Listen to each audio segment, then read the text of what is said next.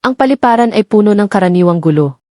Ang mga rolling suitcase na nagkakabanggaan sa sahig, ang mga anunsyo ng flight na umuugong sa speakers, at mga pasahero na nagmamadali sa pagitan ng gates habang may hawak na kape. Sa gate 12, nagfo-form na ang pila para sa boarding, puno ng mga impatient na manlalakbay na gustong masecure ang kanilang upuan. Kasama sa kanila ang isang lalaki na simpleng damit, plain polo shirt, jeans, at cap na nakababa sa mukha. Walang flashy na designer luggage, simpleng backpack lang na nakasabit sa isang balikat. Sa karamihan, mukha siyang ordinaryong pasahero. Kakaunti ang nakapansin na ito pala si Manny Pacquiao, boxing legend, senador, at philanthropist na tahimik na naglalakbay ng walang entourage. Nag-book si Manny ng first-class seat, hindi para sa luxury, kundi para sa extra space, para makapagpahinga ang kanyang pagod na katawan pagkatapos ng mga araw ng charity work. Pero nang lumapit siya sa gate agent, may kakaibang nangyari. Tiningnan ng staff ang boarding pass niya, medyo nagkunot ang noo, at pagkatapos ay binigyan siya ng dismissive na tingin. "I'm sorry, sir, pero may nagbago. Ang first class seat mo ay hindi na available.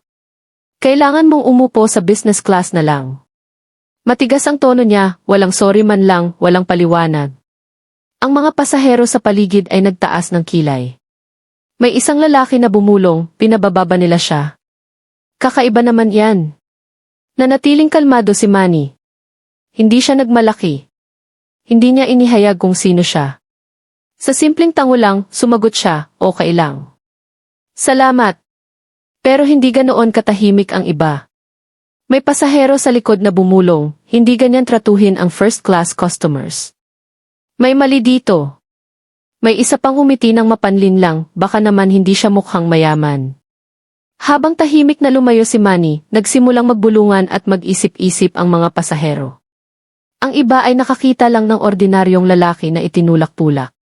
Ang iba naman ay naramdaman ang arrogance ng staff, pero si Manny, ang lalaking nakipaglaban sa harap ng milyon, nakipag-upo sa mga presidente, ay tahimik na naglakad patungo sa boarding gate na buo pa ang dignidad. Nagsimula na ang unang hint ng conflict, isang champion na hinamak dahil sa itsura, hinatulan base sa appearance, at inalisan ng karapatan niya. Gayunpaman, nanahimik siya. Ano ang hindi alam ng staff at kahit ng mga pasahero, sa loob lang ng 12 minuto, ang desisyon na pababain siya ay mag-uumpisa ng sunod-sunod na pangyayari na hindi lang mag-pop grounded ng eroplano, kundi magpapawala pa ng trabaho sa isang piloto. Pero sa ngayon, nanatiling nakabitin sa hangin ang tanong, magpapatuloy ba si Manny sa pagtanggap ng tahimik na paghamak na ito, o may mas malaking bagay na malapit ng mangyari? Nakita mo na ba ang isang taong inapi lang dahil sa itsura niya? Ano ang ginawa mo sa sandaling iyon? Ay share mo sa comments at huwag kalimutang mag-subscribe, dahil baka bukas pa ang kwento ang magbigay sa iyo ng inspirasyon. Nagpatuloy ang boarding process at tahimik na lumipat si Manny Pacquiao, patungo sa kanyang bagong upuan sa business class. Maingat niyang inilagay ang backpack sa overhead bin, umupo at ipinahinga ang mga kamay sa kandungan. Hindi siya mukhang galit kahit na ang iba sa posisyon niya ay baka magdemanda na ng sagot. Sa kabilang aisle, nagbubulungan ang mga pasahero. Pinababa yung lalaki mula first class, bulong ng isa. Siguradong pagkakamali yan. May tumawa pa, o baka hindi siya mukhang mayaman para pansinin nila. Lakas-lakas ng bulungan para marinig ni Manny, pero hindi siya sumagot. Ang katahimikan niya ay lalong nagpalakas ng chismis. Maya-maya, dumating ang flight attendant para i-check ang tickets. Tumigil siya sa row ni Manny, pinakit ang mga mata. "Sir, ikaw ba yung nasa 4C?" Tumango si Manny ng magalang. "Well, kailangan mong lumipat isa pang row palikod. Para to sa upgraded passenger." Matigas at parang sinisita ang bata ang tono niya. Nagkatinginan ang ilang pasahero. May isa na bumulong sa kasama, grabe, parang hindi siya karapat-dapat dito. Ngumiti lang ng kaunti si Manny at sumagot, walang problema, bago tahimik na lumipat sa susunod na row. Hindi maikakaila ang kanyang kababaang loob, pero lumalala na ang kawalan ng hustisya para sa iba. Nang matapos ang boarding, narinig ang boses ng captain sa intercom. "Ladies and gentlemen, malapit na tayong umalis. Pakikalmahan ang upuan ninyo." Pero may delay. Nanatiling nakatigil ang eroplano sa gate at nagsimulang magbulungan. Bigla, lumabas ang captain mismo sa cabin, matigas ang usapan sa crew. Dumaan siya sa row ni Manny nang halos hindi tumingin. Narinig ng ilang pasahero ang mga piraso, overbooked, priority clients, status first. Malinaw ang ibig sabihin, may mga pinahahalagahan ng higit kaysa sa iba, hindi base sa patas, kundi sa itsura at perceived importance. May babae sa likod na bumulong, nakakainis to, 2 beses na pinababa yung lalaki tapos ganito pa ang captain. Samantala, bumalik ang parehong flight attendant na nagpalipat kay Manny kanina, humihinga ng malakas. Nag-offer siya ng drinks sa unang ilang rows na may malaking ngiti. Pero nang makarating kay Manny, patag ang tono, gusto mo ba ng tubig o hindi? Halata na ang kabastusan. Nagkatinginan ng hindi komportable ang mga pasahero sa paligid, may ilan pang nakatingin ng masama sa kanya. Pero sumagot lang si Manny, tubig lang, salamat. Ang kanyang kalmado ay malakas na contrast sa arrogance sa paligid niya. Habang lumilipas ang minuto, lumalala ang tensyon. Dapat nakalipad na ang eroplano, pero may nagdudulot ng delay. Nagiging restless ang mga pasahero. Nagsimulang magreklamo. Bakit nandito pa tayo? Reklamo ng isa. Overbooking daw, sagot ng isa pa. Pinapaboran nila, dagdag ng isa, habang tumitingin sa crew. Tahimik na nanonood si Manny sa lahat. Napansin niya kung paano pinaprioritize ng crew ang ilang pasahero habang binabaliwala ang iba. Napansin niya ang mga bulungang frustration na parang paparating na bagyo. Napansin niya ang arrogance ng captain na parang walang halaga ang oras ng pasahero. Bawat hindi patas na aksyon, bawat dismissive na tono, bawat pabaya na desisyon, lahat ay napansin niya. Pero wala siyang sinabi. Hindi pa. Dahil minsan ang katahimikan ay hindi kahinaan. Minsan, ang katahimikan ay pasensya. At ang pasensya, kapag dumating ang tamang oras, mas malakas pa sa galit. Lumampas na ang conflict sa simpleng pagbabago ng upuan. Hindi na ito tungkol kay Manny lang. Ito ay tungkol sa respeto, hustisya, at kung paano tratuhin ang ordinaryong pasahero. Naghahanda na ang stage, at malapit nang gumawa ng desisyon ang lalaking akala ng lahat ay ordinaryong manlalakbay, desisyon na hindi inaasahan ng sinuman. Ano ang gagawin mo kung makita mong inaapi ang isang tao sa eroplano? Sasagutin mo ba o mananahimik ka? Habang nanatiling grounded ang eroplano ng mas matagal kaysa sa inaasahan, lumalala ang tensyon sa cabin. Nagagalaw-galaw ang mga pasahero sa upuan, may humihingal ng malakas, may umuugong ang ulo. Tahimik na nakaupo si Manny Pacquiao, mga kamay na nakatiklop, nanonood. Kalmado ang anyo niya, pero ang mga mata ay nagpapakita ng maingat na pansin ng isang taong nakaranas na ng paghamak at natutong maghintay ng tamang sandali para kumilos. Sa wakas, bumalik ang flight attendant na bastos kanina sa row niya, may dala pa ring hangin ng arrogance. Tiningnan siya ng walang pasensya. Sir, komportable ka na ba ngayon? Tanong niya, parang akusasyon kaysa tunay na concern. Tumango ng kaunti si Manny. Salamat. Magalang, halos nakakadisarma ang tono niya. Hindi iyon ang inaasahan niya. Kumurap ang mukha niya sandali bago pilit nang umiti at umalis. Ang pasahero sa kabilang aisle ay lumapit ng kaunti, may pagka-curious sa boses. Ang galing mo talaga mag-handle nito. Karamihan, manager na ang hinihingi ngayon. Tumawa ng mahina si Manny. Ano ba ang mapapala ng galit? Mas mabuti minsan na makinig muna. Tumingin ang lalaki.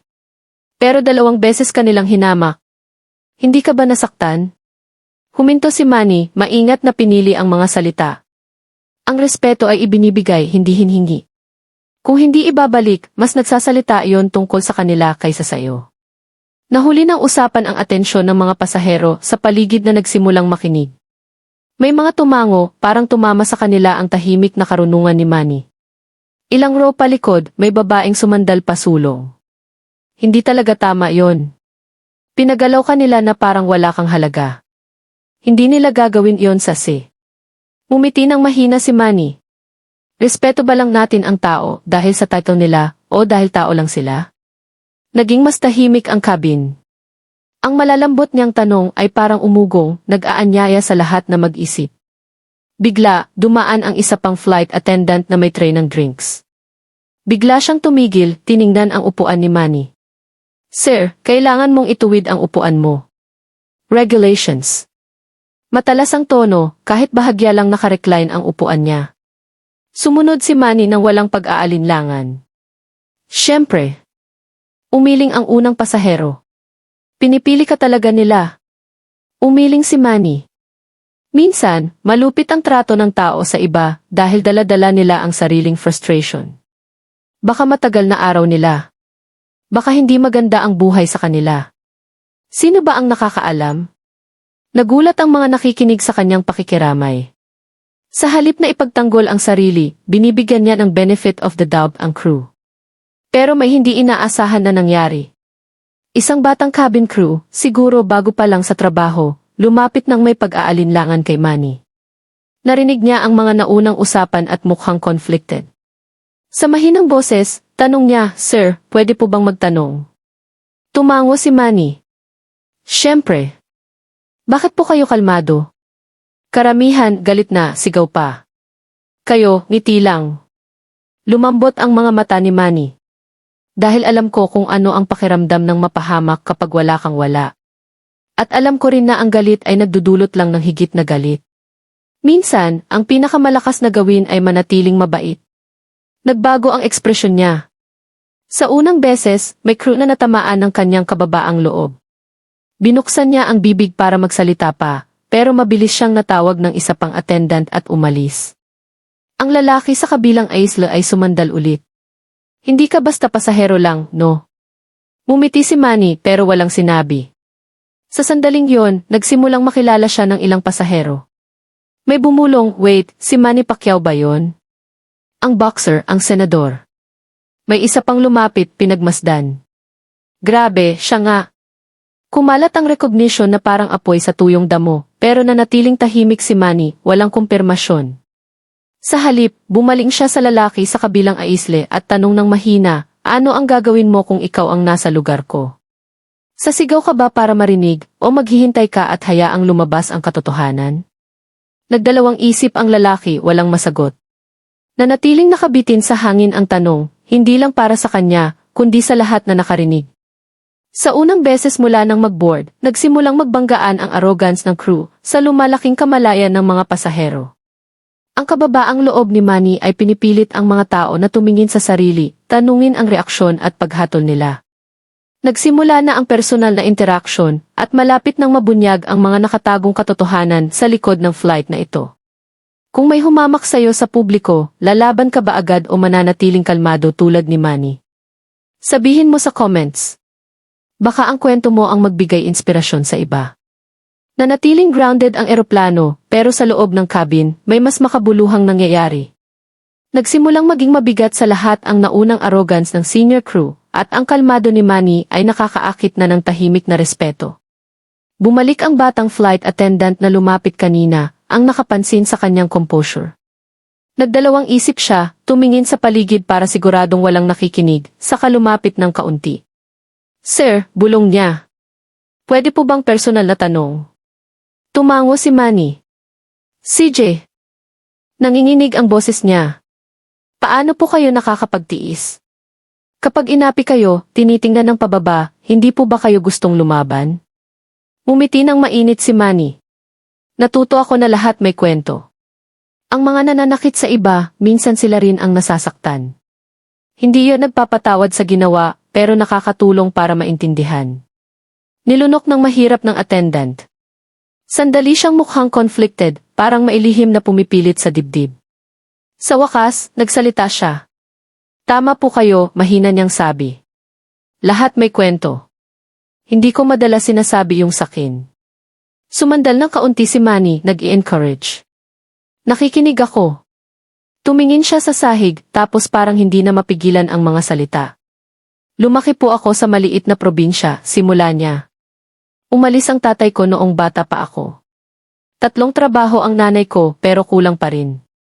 Gusto kong mag-aral, pero pagkatapos ng high school, hindi kaya ang college, kaya naging flight attendant ako. Hindi iyon ang pangarap ko, pero iyon ang tanging paraan para matulungan ang pamilya." Medyo pumiyok ang boses niya, pero nagpatuloy. "Noong una, proud ako, naglalakbay, suot ang uniform, parang tagumpay. Pero sa loob ng airline, may culture. Senior staff. Tinatrato kami na parang hindi tao. Kung hindi ka sumunod ng walang tanong, hinahamak ka.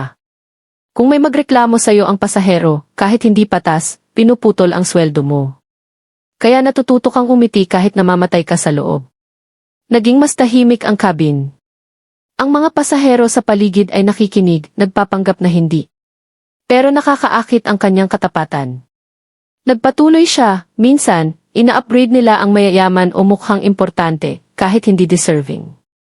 At ang mga katulad ninyo, mapagkumbaba, ordinaryong itsura, pinagalaw-galaw na parang bagahe. Nakita ko na iyan ng maraming beses. Nasasaktan ang puso ko. Pero kung magsalita ako, mawawalan ako ng trabaho.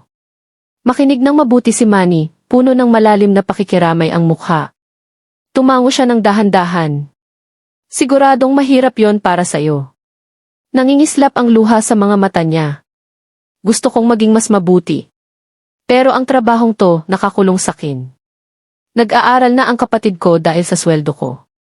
Kung mag-quit ako, matitigil ang pangarap niya. Kaya nilalamon ko ang pride araw-araw. Mabigat ang katahimikang sumunod. Kahit ang mga dating skeptical na pasahero ay halatang naantig. Hindi lang airline policy ang naririnig nila. Naririnig nila ang survival, sakripisyo, at dignidad sa ilalim ng pressure. Mahina ang sabi ni Manny. Mas malakas ka kaysa sa alam mo. Minsan, ang pinakamalaking laban ay hindi sa ring kundi sa buhay. At ikaw, lumalaban ka araw-araw. Nanginginig ang labi niya at bulong, salamat po. Umiling ng dahan-dahan ang lalaki sa kabilang isla na nakikinig. Nagreklamo tayo tungkol sa delay at upuan, pero ang mga katulad niya, dala-dala ang pasanin na hindi natin nakikita. Tumingin si Manny sa buong cabin. Lahat may dala-dalang hindi nakikita. Kaya hindi kailanman sayang ang kabaitan. Nag-straighten ang postura ng flight attendant, mabilis na pinunasan ang mga mata bago mapansin ng seniors.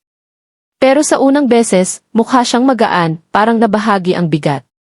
Nagsimulang magbulungan ang mga pasahero, hindi na sa inis, kundi sa simpatya. Nagbago ang atmosphere sa cabin. Ang dating bulungang chismis ay naging bulungang empathy. Sumandal si Manny sa upuan, kalmado pa rin, nanonood pa rin. Hindi pa niya inihayag ang tunay na pagkatao. Pero sa pamamagitan ng kanyang pakikinig, nagsisimula ng mabunyag ang mga nakatagong kwento ng iba. At habang nanatiling hindi gumagalaw ang eroplano, malinaw na hindi ito ordinaryong flight.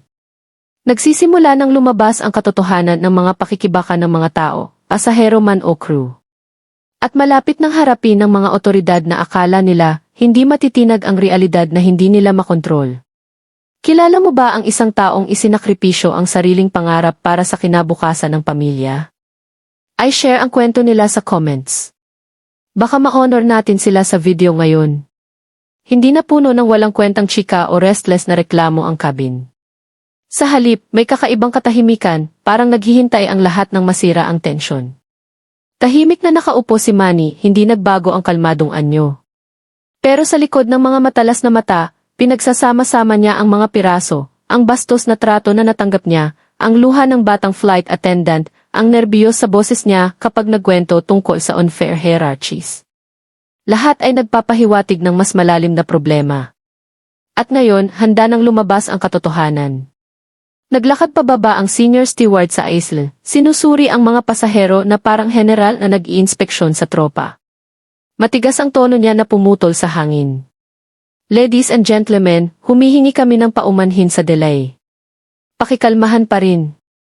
Walang init ang mga salita. Sa halip may arrogance, sigurado na walang mga ngahas na magtanong. Medyo itinaas ni Manny ang kamay. Excuse me, sir. Lumapit ang steward, halatang iritado. Ano? Magalang, halos nakakadisarma ang tono ni Manny. Pwede po bang itanong kung bakit pinapalitan ang upuan ko sa first class? May problema ba sa booking ko? Nag-stiffen ang steward. Naglakad-lakad ang mga mata niya ng nerbiyos, tapos tumigas. Sir, base sa airline policy ang seating decisions. May in-upgrade na ibang FE passenger. Yun lang. May ripple sa cabin. Nagkatinginan ang mga pasahero. May babae sa harap na bulong, pinababa siya para sa iba. Hindi tama yon. Mas malakas na nagsalita ang lalaki sa kabilang aisle. Pero paying passenger siya. Hindi ba dapat manatili ang upuan niya? Tiningnan siya ng masama ng steward. Sir, pakikalmahan po. Para sa comfort ng lahat ang desisyon namin. Pero nagkakabitak na ang katotohanan. May nagsalita ang matandang pasahero sa business class. Nakita ko kung ano ang nangyari. Binigay ang upuan niya sa isang nagdemand. Lalaki na nakasuit. Maingay, entitled. Sabi niya mas deserve niya. Mabilis kumalat ang bulungan. Hindi patas. Hindi pwede yon. Grabe. Namutla ang mukha ng steward. Sa unang beses, nawawala ang kontrol sa kamay niya. Sa sandaling yon, sumulong ang batang flight attendant na nagtiwala kanina kay Manny. Nanginginig ang boses, pero sapat ang lakas para marinig ng lahat. Totoo po, sabi niya. Si Pacquiao ay may confirmed first class seat, pero inutusan ng purser dahil sa pressure mula sa influential passenger, napalitan siya. Nagprotesta siya ng magalang pero binawaliwala. May mga gasp sa cabin. May bumulong Pacquiao. Si Manny Pacquiao. Ngayon kumalat ang recognition sa mga row. Lumiko ang mga mukha, lumaki ang mga mata. Bulungan, siya nga, ang boxing legend, ang senador, ang taong galing sa kahirapan hanggang magbigay inspirasyon sa milyon. Namutla ng husto ang steward, bumagsak ang arrogance. Sa wakas, tumingala si Manny, kalmado pero matatag ang mukha. Kaya iyon ang katotohanan, mahina niyang sabi. Hindi policy, hindi pagkakamali, puro paghamak lang. Sumabog ang reaksyon ng mga pasahero. Nakakahiya. Paano nila siya tratuhin ng ganyan? Hindi lang siya, kahit kanino. Hindi na bulong-bulungan ang galit ng crowd. Ito ay alon na. Sa unang beses, napagtanto ng crew na hindi na nila makontrol ang sitwasyon. Sumandal ang matandang negosyante. Matagal na akong sumasakay sa airline na to, nakita ko to sa iba na walang fame o power. Pinagalaw nila na parang walang halaga. Pero ngayon, mali ang napili nilang tao. Muling napuno ng luha ang mata ng batang attendant, pero ngayon, tapang ang nagtutulak sa mga salita niya. Hindi lang si Manny Pacquiao ang boxer. Siya ang nagtayo ng ospital, paaralan, at tumulong sa mga pamilya katulad ng Sakin. At tinrato ninyo siya na parang hindi tao. Parang kidlat ang mga salita. Nagsimulang palakpakan ang mga pasahero, una ng mahina, tapos lumakas. Sinubukan ng senior steward na bawiin ang kontrol. Sapat na. Manatiling kalmado kayo o mapipilitan kami na. Pero nalunod ang boses niya sa lumalakas na tinig ng mga pasahero. Respeto sa kanya. Respeto sa amin lahat. Gusto namin ng sagot. Sa sandaling yon, nagbago ang buong cabin. Ang katotohanan ay hindi na maikakaila. Ang nagsimula bilang tahimik na dignidad ng isang tao ay naging sama-samang demand for justice. At si Manny, kalmado pa rin, dahan-dahang tumayo mula sa upuan. Ang presensya niya lang ay nagpatahimik sa gulo.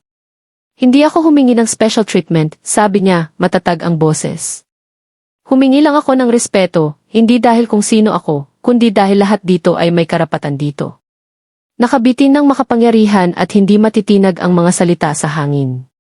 Nabunyag ang katotohanan at magpakailanman nagbago ang balanse ng kapangyarihan sa loob ng eroplanong iyon. Nakita mo na ba ang isang taong nagsalita na ng katotohanan pagkatapos ng matagal na katahimikan? Ano ang naramdaman mo? Ay share mo ang kwento mo. Gusto naming marinig mula sa'yo. Parang may kuryente ang cabin. Lahat ng pasahero ay nasa dulo ng upuan pagkatapos mabunyag ang katotohanan. Nakatayo ng nagyelo ang aroganting steward, nawawala ang otoridad sa mga daliri. Pinunasan ng batang attendant ang mga mata, pinatibay ng kalmadong tapang ni Manny. At tumayo si Manny Pacquiao. Ang mga bulungan ay naging katahimikan. Lahat ng tingin sa kabin ay sumunod sa kanya. Ang legend, ang senador, ang taong galing sa slum hanggang world stage. Hindi siya sumisigaw, hindi galit, pero ang presensya niya lang ay may bigat. Inayos niya ang simpleng jacket at direktang tiningnan ang steward. Ang respeto ay hindi pribilehiyo ng mayayaman, matatag na sabi ni Manny. Karapatan ito ng bawat tao. Sumabog ang palakpak ng mga pasahero. Sinubukan ng steward na tumayo ng matatag. Sir, pakikalmahan po. Pero itinaas ni Manny ang kamay, pinatahimik siya sa isang galaw lang. Tapos bumaling siya sa batang attendant. Matapang ka sa pagsabi ng katotohanan. Deserve mo ang higit sa takot sa trabaho mo. Napuno ng pasasalamat ang mga mata niya. Sa sandaling yon, kinuha ni Manny ang phone mula sa bulsa. Kalmadong nagdial ng number. Lumapit ang crowd, pinipigilan ang hininga. Sino ang tinatawagan niya? Hello, sabi ni Manny, matatag pero may otoridad ang tono.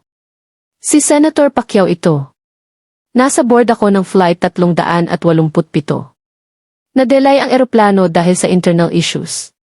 May senior steward na nag-abuso sa otoridad, hinamak ang mga pasahero at malupit sa staff. Humihingi ako ng immediate intervention mula sa aviation authorities. I-ground ang flight hanggang ma-ensure ang tamang accountability. Namutla ang steward nang marinig ang T-ground the flight, aviation authorities. May mga gasp ang mga pasahero na pagtanto ang bigat ng sandali. Hindi lang para sa sarili ang pagtayo ni Manny. Para sa lahat sila. Sa loob ng ilang minuto, lumabas ang captain mula sa cockpit, tensyon ang mukha. Senator, hindi po namin alam. Pakikalmahan po natin to quietly. Pero hindi natitinag ang boses ni Manny. Hindi. Ang katahimikan ay nagpoprotekta sa mga mayabang. Ngayon, kailangang makita ng mga tao na hindi maaaring palampasin ang kawalan ng hustisya, kahit gaano kaliit.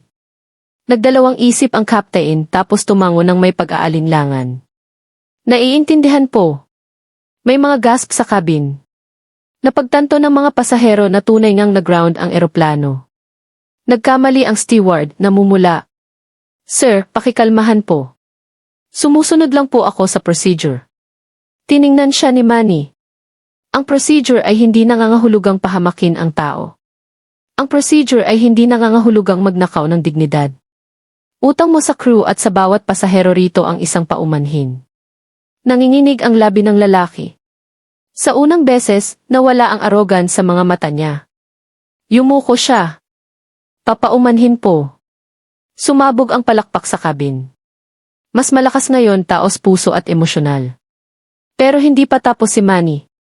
Bumaling ulit siya sa batang flight attendant. Ano ang pangalan mo? Maria, bulong niya. Maria, sabi ni Manny na may malambot na ngiti. Ikaw ang dahilan kung bakit naniniwala pa rin ako sa pag-asa. Tumayo ka para sa katotohanan kahit maaaring mawala ang lahat sa'yo. Dahil doon, ipinapangako ko sa'yo, ang sakripisyo mo para sa pamilya ay hindi mapapansin. Tinakpan niya ang bibig, overwhelmed sa emosyon. Tumulo ang luha, pero ngayon ay luha ng kaluwagan. Tinawag ni Manny ang mga pasahero. Nakita ninyo lahat to, tandaan ninyo ngayon, huwag manahimik kapag nakita ninyong hinahamak ang isang tao. Mayaman man o mahirap, sikat man o hindi kilala, mahalaga ang dignidad ninyo. Puno ng palakpak, sigawan, kahit may tumayo ang ilang pasahero. Sa unang beses mula nang magsimula ang gulo, magaan na ang hangin. Hindi dahil lilipad na ang flight, kundi dahil gumalaw na ang hustisya. Habang bumalik si Manny sa upuan, may bumulong ang isang lalaki sa likod sa kapitbahay. Hindi ko makakalimutan ang flight na to. Ni isa man sa kanila. Kung ikaw ang nasa eroplanong to, tatayo ka ba at magsasalita o mananahimik? Magkaiba na ang pakiramdam ng cabin. Nawala ang tensyon na dating pumipiga sa dibdib ng bawat pasahero, pinalitan ng relief at pagkamangha. Nagkatinginan ang mga tao, nagbubulungan. Nakakita tayo ng extraordinary. Ang steward na dating sumisigaw ng utos ay nakatayo na lang tahimik, nakayuko, hinubaran ng arrogance. Si Maria, ang batang attendant, may luha pa sa mukha, pero may bagong apoy sa mata. Nakita siya na respeto at ipinagtanggol. At sa gitna ng lahat, nakaupo si Manny Pacquiao. Kalmado, mapagkumbaba, parang walang nangyari. Pero para sa lahat na nanonood, malinaw, matatandaan ang momentong tumatagal pagkatapos lumapag ang eroplano. Bumalik ang captain mula sa cockpit, mas tuwid ang postura kaysa kanina. Tinawag niya ang mga pasahero na puno ng sincerity ang boses. Ladies and gentlemen, sa ngalan ng airline na ito, humihingi ako ng paumanhin sa nangyari ngayon. Walang sinuman ang dapat tratuhin ng hindi patas, kahit anong status. Pinapaalala sa amin ni Senator Pacquiao ang katotohanang iyon. Sumabog ang palakpak. May tumayo pa, pumapalakpak ng may emosyon, hindi lang sa paumanhin, kundi sa lalaking nagpangyari nito. Bumaling si Maria kay Manny, nanginginig ang boses. Sir, hindi ko po alam kung paano magpasalamat. Umiti ng mahina si Manny. Huwag mo akong pasalamatan. Salamat sa sarili mo. Matapang ka para magsalita.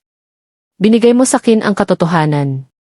Ang tapang na iyon ang nagpapabuti sa mundo. Inilagay niya ang kamay sa dibdib, parang pinipigilan ang puso na sumabog. Sa unang beses sa loob ng maraming taon, naramdaman niya ang pag-asa. Tunay na pag-asa. Ang aroganting steward, namumula at nanginginig, sa wakas ay sumulong. Pumiyok ang boses. Senator, mga pasahero, humihingi po ako ng paumanhin. Pinayagan ko ang pride at pressure na gabayan ako. Nakalimutan ko na bawat upuan, bawat tiket ay kumakatawan sa isang tao na may kwento, may dignidad. Tahimik na nanood ang crowd. Hindi madaling aminin yon at kahit may ilan pang nakasimangot, may mga tumango ng dahan-dahan.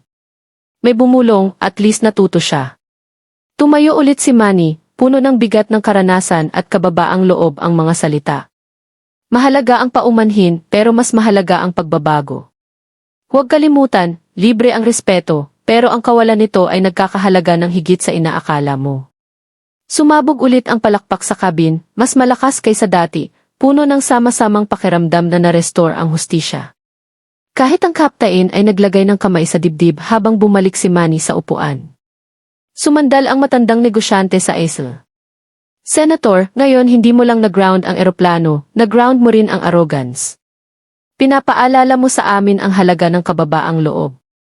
Tumango lang si Manny, bumaba ang mga mata ng mapagkumbaba.